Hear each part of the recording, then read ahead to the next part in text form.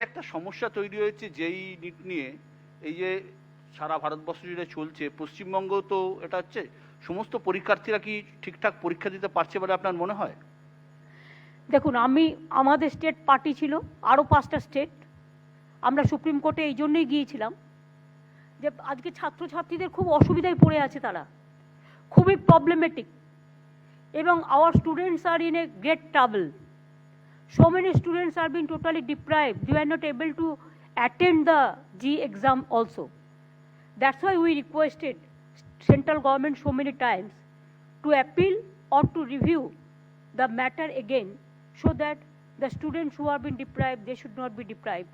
আমি যদি আপনাদের আমি দেখেছি বাইরের স্টেটে, আমার কাছে যে হিসেবটা এসছে, আমি সংবাদ মাধ্যমের মাধ্যমে দেখেছি, more than 50% students were not allowed to sit, even not able to sit because of the pandemic situation and all this.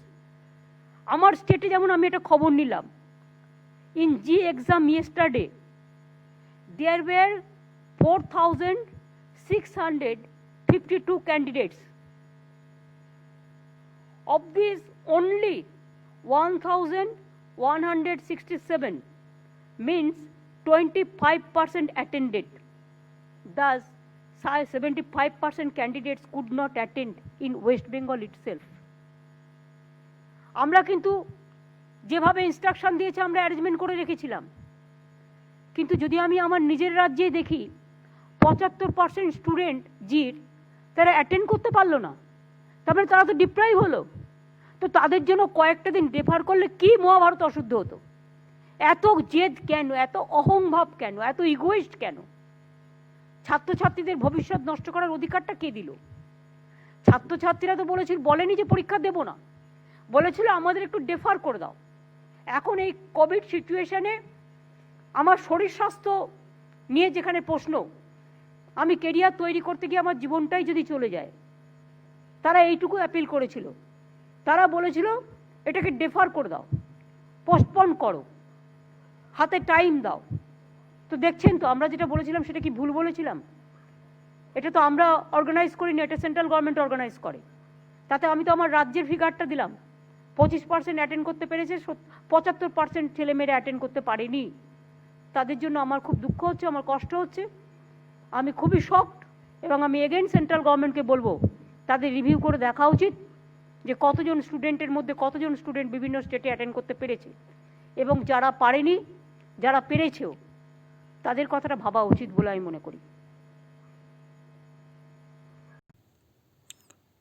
तो दोस्तों अब मैं आपको बताता हूं कि ममता बनर्जी ने है वो अपने बयान में क्या कहा है। जो अभी आपने दोस्तों लैंग्वेज सुनी वो बंगाली में बोल रही थी, क्योंकि वो पश्चिम बंगाल की मुख्यमंत्री है। उन्होंने दोस्तों नीट और जेई के एग्ज़ाम पर उनसे सवाल पूछा गया एक पत्रकार के द्वारा कि जो नीट और जेई के एग्ज़ाम हो रहे हैं उसके बारे में आपका क्या कहना है, क्या आपने पूरी तैयारियां की है और विद्यार्थियों की जो उपस्थिति है वो क्या है। तो उन्होंने जवाब दिया कि जब सेंट्रल गवर्नमेंट के द्वारा हमें फोर्सफुली कहा गया कि परीक्षाएँ करवानी है तो हमारे द्वारा पूरी तैयारियाँ की गई।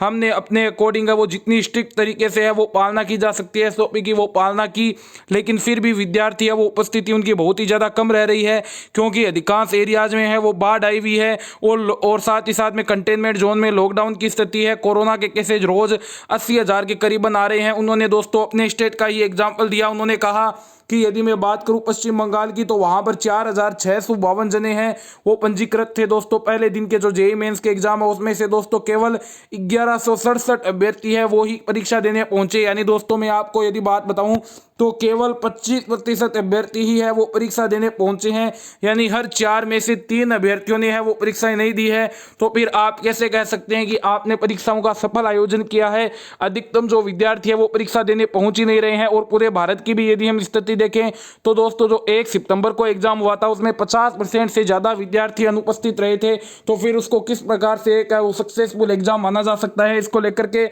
ममता बनर्जी ने दोस्तों क्वेश्चन किया और उन्होंने सुप्रीम कोर्ट से अपील भी यह की है कि जो सेंट्रल गवर्नमेंट के द्वारा है वो विद्यार्थियों को फोर्सफुली है वो एग्ज़ाम देने के लिए कहा जा रहा है, उन पर पूरी तरीके से प्रेशर बनाया जा रहा है कि वो एग्ज़ाम दे। फिर भी 25% विद्यार्थी ही एग्ज़ाम देने पहुंच पा रहे हैं।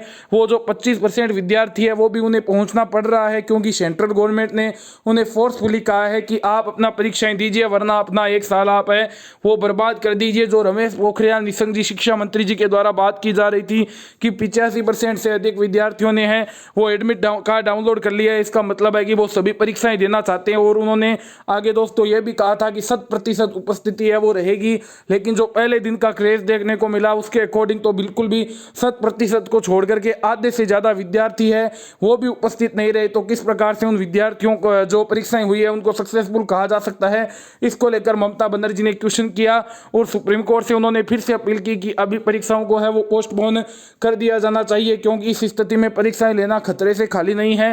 विद्यार्थियों के पास परीक्षा सेंटर्स पर पहुंचने के साधन नहीं है। जो एसओपी की बात कही जा रही है वहां पर वो ग्राउंड लेवल पर उसकी पालना हो पाना संभव नहीं है। ये भी बात दोस्तों उन्होंने मुद्दा उठाया है। तो इसको लेकर के दोस्तों उन्होंने है वो यूजीसी से भी हो सकता है वो बात करेगी जो 30 सितंबर की समय सीमा है उसको आगे बढ़ाया जाए, परीक्षाओं को है वो और स्थगित किया जाए, क्योंकि अभी कंडीशन ऐसी नहीं है कि परीक्षाएं दी जाए। फाइनल ईयर एग्जाम पर भी वो बात करेगी, नेट जेई पर भी उन्होंने बात की है। तो देखिए दोस्तों आगे इस पर क्या अपडेट आता है। जो भी अपडेट आएगा मैं आपको सबसे पहले जानकारी देकर के आपको अपडेट कर दूंगा। धन्यवाद। वीडियो अच्छा लगा हो तो अधिक से अधिक शेयर करें।